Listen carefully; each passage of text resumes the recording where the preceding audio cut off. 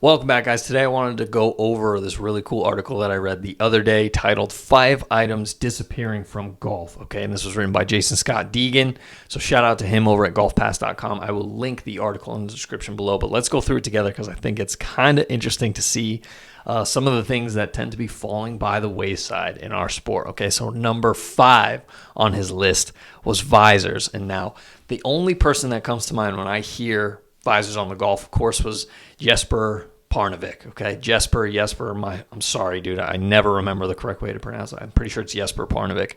But he used to do the hat with the bill flipped up, and that always made me think it was a visor, even though I think it was just a hat. So anyway, my father plays with a visor, and I think it's hilarious. It's just something that tends to fall away. So if you're somebody who's trying to bring that look back, please tag me so I can see and judge you. Okay, so number 4 on his list is printed yardage books. Now, I made a video on this channel, which I'll drop it right here so you can go check it out, is about yardage scorebooks. So at least the cover for the yardage scorebooks, and maybe one with a blank notebook pages that you could track your own stuff on. But golf courses used to have these printed yardage books in the clubhouse. When you went to go tee off, they would be there to grab and take with you on the course so you could get a read of the greens, a little bit of a layout of how the holes are, aside from just the photos at the top of the scorecard, which you normally see. So I think they're still buying them. I still see them currently, but it is very cool to read this article, and this guy, Jason, has really pointed out some things that are going away, which I'm wondering if what will happen now with these printed yardage books is it only seems like a smart idea to digitize it. Put it as a QR code so that you can scan it in the clubhouse and pull it up on your phone as a PDF so you can read it along the way. You don't have to carry this actual book with you because everyone has their cell phone on them all the time.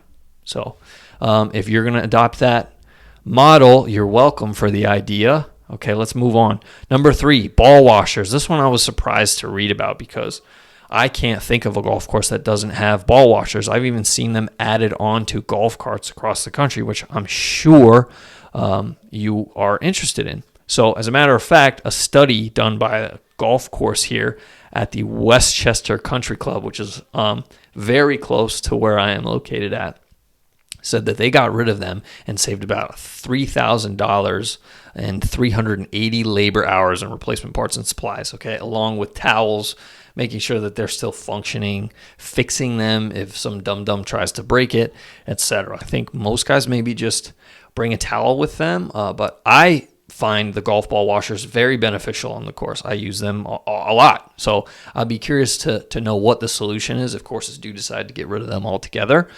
Maybe just put the ones that are on the golf cart. Maybe they'll just keep them on the golf cart, or perhaps somebody with an entrepreneurial mindset will come up with a portable version of a golf ball washer. I think Groove It has something that could work very well. So shout out to Groove It. Number 2 is long irons.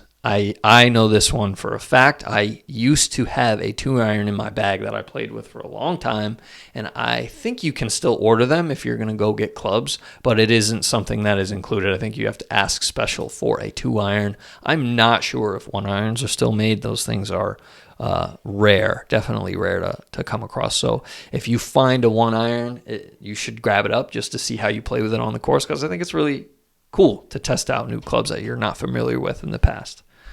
Lee Trevino was famously quoted as saying not even God can hit a 1-iron, which I think is really funny. The last one on the list is the printed scorecards, which seems like a no-brainer to me, just like the printed yardage books.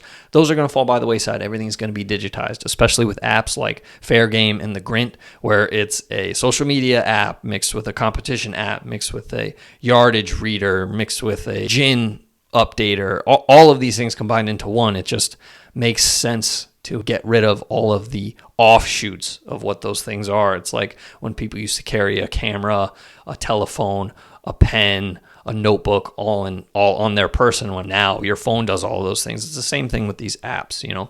So printed scorecards, no-brainer to me. highly recommend you go read this article. It's very interesting. And again, shout out to Jason Scott Deegan for writing this up. Go check it out at golfpass.com. Follow me on my other social media platforms, TikTok, Instagram, Twitter. Make sure you hit the subscribe button, bell notification, so you don't miss out on any other videos like this, these little quick hits. And check out the Etsy shop. There's some cool products on there, specifically related to stickers, digital art, and products associated with some major golf events coming up. So thanks so much for watching, and we'll see you in the next one.